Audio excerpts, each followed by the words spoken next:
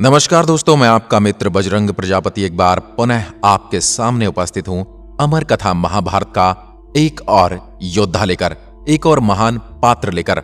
आज हम महाभारत के एक ऐसे पात्र के बारे में जानेंगे जिसने कौरवों की ओर से युद्ध किया था और क्यों सात्यकी और भूरिश्रवा के युद्ध के बीच में भगवान कृष्ण और अर्जुन को कूदना पड़ा था और किस प्रकार इस योद्धा का वध किया गया।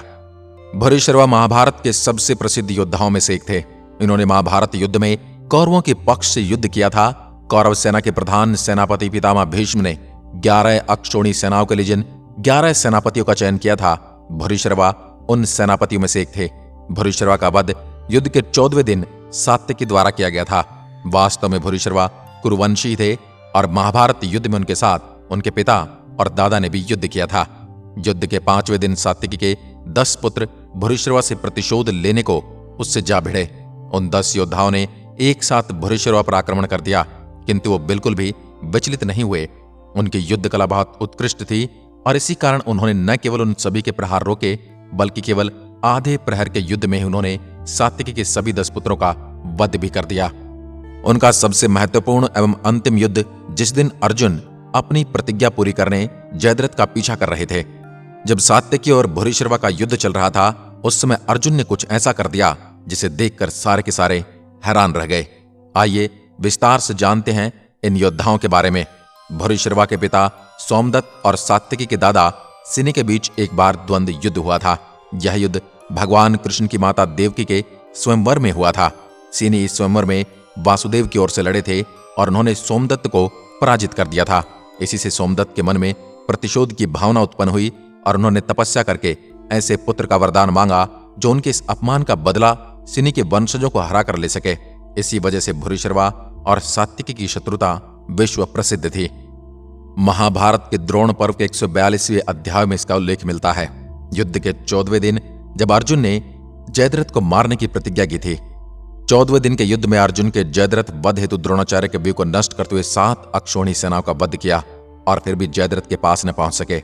इनकी सहायता के लिए युधिष्ठिर ने भीम और सात्यकी को भेजा।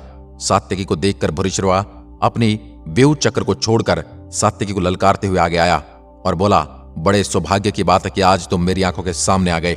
अगर तुम मैदान छोड़कर भाग नहीं गए तो जिंदा नहीं बच पाओगे। श्री कृष्ण और अर्जुन दोनों एक साथ तुमको मेरे हाथों मरता देखेंगे। इस प्रकार एक दूसरे को मार डालने की इच्छा वाले वे दोनों नरश्रेष्ठ वीर एक दूसरे पर बाण का प्रहार करने लगे। सबसे पहले भूरिश्रवा ने सात्यकी को घायल कर दिया। भूरिश्रवा ने और बाण चलाए तो सात्यकी ने उन तीखे बाणों को अपने आसपास आने से पहले ही अपनी शक्ति से नष्ट कर दिया। दोनों ने एक दूसरे के घोड़े मार दिए। वे युद्ध मैदान में रथहीन होकर खड़क ढाल के साथ युद्ध करने लगे। उनके हाथों में तलवारें चमक रही थी। लगातार तलवारों के युद्ध में उन्होंने एक दूसरे के खड़क काट डाली। फिर वो दोनों भुजाओं के द्वारा युद्ध करने लगे। वे दोनों ही मल्ल युद्ध में कुशल थे। कभी भुजाओं से भुजाएं टकरा रही थी तो कभी सर से सर टकरा रहे थे। कभी पैरों को खींचकर कभी पैरों में लपेटकर आपस में युद्ध कर रहे थे। सात्यकी पूरा दिन लड़ते लड़ते थक चुका था, जबकि भूरिश्रवा अभी तरोताजा था। सात्यकी ने इस दिन इस युद्ध से पहले त्रिगर्त, सुदर्शन, मलेच्छ, कर्णपुत्र प्रसन्न, जलसंधि आदि अनेक कौरव योद्धाओं को युद्ध में हराकर वध किया था। थके हुए सात्यकी को भूरिश्रवा से युद्ध करना पड़ा। चुनौती को स्वीकार करना पड़ा। भूरिश्रवा ने सात्यकी को मल्ल युद्ध में हराकर बालों से पकड़कर तलवार से उसका गला काटने ही वाला था और सात्यकी निहत्था था। सात्यकी लगभग बेसुध हो चुका था। श्री कृष्ण ने अर्जुन को सात्यकी को बचाने के लिए बोला, पार्थ, वह श्रेष्ठ वीर भूरिश्रवा के वश में हो गया है। अर्जुन, वीर सात्यकी तुम्हारा ही शिष्य है और इसकी रक्षा करो। अर्जुन बोले, ये देखो, ये दोनों वीर आपस में भिड़ रहे हैं। अर्जुन ऐसा कह ही रहे थे कि भूरिश्रवा ने सात्यकी को पटक दिया। भूरिश्रवा युद्ध स्थल में सात्यकी को घसीटने लगे। भूरिश्रवा युद्ध स्थान में तलवारों को म्यान से बाहर निकालकर सात्यकी की चुटिया पकड़ ली और उसकी छाती में लात मारी और उसने सात्यकी का सिर धड़ से अलग करने की ठान ली। उन्हें यह ज्ञात था कि महादेव के वरदान के अनुसार अब वो उसका वध कर सकते हैं। तभी अचानक अर्जुन और श्रीकृष्ण वहां आए और देखा कि सात्यकी के प्राण संकट में है। तब श्रीकृष्ण ने अर्जुन से कहा वो सात्यकी की सहायता करें। तब अर्जुन ने कहा, हे माधव, ये तो युद्ध नियमों के विरुद्ध है। जब दो योद्धा युद्ध कर रहे हो तो तीसरे को हस्तक्षेप नहीं करना चाहिए, यह न्याय है। तब श्रीकृष्ण ने कहा, पार्थ, इस युद्ध में हम न्याय अन्याय से बहुत आगे बढ़ चुके हैं। कौरवों ने कब धर्म के बारे में सोचा है, और यह भी तो सोचो कि सात्यकी तुम्हारा मित्र है और शिष्य है और इस नाते उसकी रक्षा करना तुम्हारा धर्म है। अतः सात्यकी कि सहायता करो। और तुम ये क्यों नहीं देखते कि सात्यकी इस समय बेसुध है और किसी भी बेसुध योद्धा के प्राण लेना इस युद्ध के नियमों के विपरीत है। ऐसा सुनकर अर्जुन गांडीव धनुष से एक मायावी तीर भूरिश्रवा की ओर चला देता है। अर्जुन ने अपने बाणों से उसकी भुजा काट दी। जिस भुजा से वो सात्यकी का सिर काटना चाहता था, उसी भुजा को अर्जुन ने उसके हाथ से अलग कर दिया। अब भूरिश्रवा ने यह देखा तो कृष्ण और अर्जुन को धिक्कारते हुए बोला, हे अर्जुन, मुझे तुमसे ऐसी आशा नहीं थी। कोई कुरुवंशी कभी ऐसी कायरता कर ही नहीं सकता।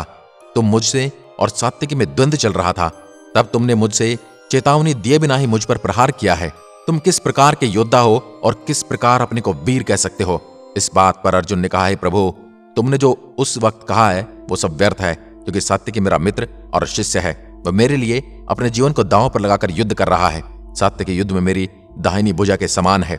उसे कष्ट पाते देख मेरा मन कैसे रह सकता है? यदि मैं सात्यकी को अपनी आंखों मरता देखता तो उसका वियोग से मुझे अनर्थकारी पाप लगता। सात्यकी कितने योद्धाओं से युद्ध करते हुए थक चुका है और वह बेसुध अवस्था में है। ऐसी अवस्था में तुम सात्यकी को मारकर खुद को जीता हुआ साबित नहीं कर सकते। और धर्म की बात तो उन्हें करनी चाहिए जो स्वयं धर्म का पालन करते हों। अर्जुन और श्री कृष्ण द्वारा ऐसी बातें सुनकर भूरिश्रवा उसी अधर्म से दुखी और क्रोधित होकर वहीं रणभूमि पर अनशन पर बैठ गया। उसी समय सात्यकी की मूर्छा टूटी। अपने सामने भूरिश्रवा को इस प्रकार बैठा देख कर उसे धर्म अधर्म का ज्ञान न रहा।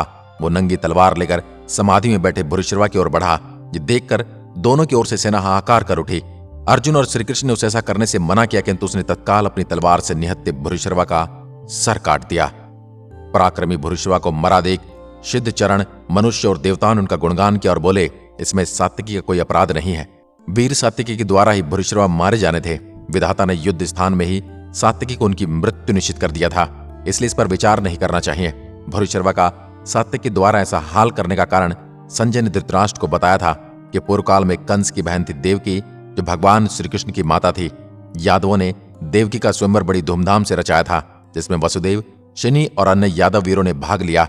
किंतु देवकी के रूप और गुण की चर्चाएं इतनी थी कि कुरु राजकुमार बाहलिक पुत्र सोमदत्त भी उस स्वयंवर में भाग लेने आए थे। किंतु यादव नहीं चाहते थे कि यादवों की कन्या कुरुओं से ब्याही जाए। इसी कारण महादेवकी को प्राप्त करने हेतु सभी योद्धा आपस में उलझ पड़े थे। शनि ये जानते थे कि वसुदेव देवकी से प्रेम करते हैं, इसलिए उन्होंने वासुदेव के लिए देवकी का हरण कर लिया और उसे अपने रथ पर लेकर वसुदेव के साथ स्वयंवर स्थल से लेकर भागे। जब सोमदत्त ने शनि को कन्या का हरण करते हुए देखा तो उसका प्रतिकार करने हेतु उनके पीछे लपके उन्हें बीच राह में शनि को युद्ध के लिए ललकारा। तब शनि ने देवकी को वासुदेव के साथ भेज दिया और वे सोमदत्त को रोकने के लिए वहीं रुक गए। दोनों में घोर युद्ध प्रारंभ हुआ, जो बहुत देर तक चला, किंतु अंततः शनि ने सोमदत्त को पराजित कर दिया। वे सोमदत्त का सर काटना चाहते थे, किंतु अंत समय में उन्हें दया में आकर सोमदत्त को जीवन दान दिया। सोमदत्त लज्जित होकर हस्तिनापुर लौट आए। जब भीष्म ने यह सुना तो उन्होंने यादव पर आक्रमण करने की ठानी, किंतु फिर सोमदत्त के पिता और उनके चाचा बाहलिक ने उन्हें रोककर यह कहा कि कन्या तो वसुदेव के साथ ब्याही जा चुकी है, ऐसे कारण उसके लिए इतना व्यापक युद्ध नहीं छेड़ना चाहिए। किंतु तब तक यादवों और कुरुओं के बीच वैमनस्य बढ़ चुका था। सोमदत्त अपने अपमान से इतने दुखी हुए कि उन्होंने शिव की तपस्या आरंभ कर दी। उधर वसुदेव के विवाह के पश्चात शनि ने भी महादेव की तपस्या आरंभ की। उसकी तपस्या से प्रसन्न होकर महादेव ने उसे दर्शन दिए तो शनि ने उनसे एक अजय पुत्र मांगा। तब महादेव ने उसे ऐसे पौत्र का वरदान दिया जो अजय होगा और जिस पर प्रभु श्री कृष्ण की कृपा रहेगी। उन्हीं की कृपा स्वरूप शनि के घर उनके पुत्र सात्यक को एक पुत्र प्राप्त हुआ, जिसका नाम सात्यकी रखा गया और वह एक श्रेष्ठ यादव वीर और कृष्ण के परम मित्र हुए। उसी दिन महादेव सोमदत्त की तपस्या से भी प्रसन्न हुए और उन्होंने भी दर्शन दिए। तब सोमदत्त ने वरदान में कहा कि एक ऐसे पुत्र की कामना जो शनि के पुत्र का वध कर सके। तब महादेव बोले कि उन्होंने पहले ही शनि को अजय पुत्र का वरदान दे दिया है, इसी कारण वो उसे ऐसे पुत्र का वरदान नहीं दे सकते। किंतु सोमदत्त की तपस्या विफल न जाए, इसलिए महादेव ने उसे एक ऐसे पुत्र का वरदान दिया जा जो शनि के पुत्र को युद्ध में मूर्छित करेगा और अगर उस समय उसे किसी की सहायता न मिले तो उसका वध कर सकेगा। यही नहीं, वो युद्ध में शनि के उस पुत्र के सभी पुत्रों का वध करेगा। उसी वरदान स्वरूप सोमदत्त के पुत्र के रूप में भूरिश्रवा ने जन्म लिया था। ऐसा वरदान देकर शिव शंभु वहां से अंतर ध्यान हो गए। आज की वीडियो में बस इतना ही। अगर वीडियो पसंद आए तो लाइक कीजिए और ऐसी वीडियो देखने के लिए हमारे चैनल को अभी सब्सक्राइब कीजिए। धन्यवाद। जय हिंद, जय भारत।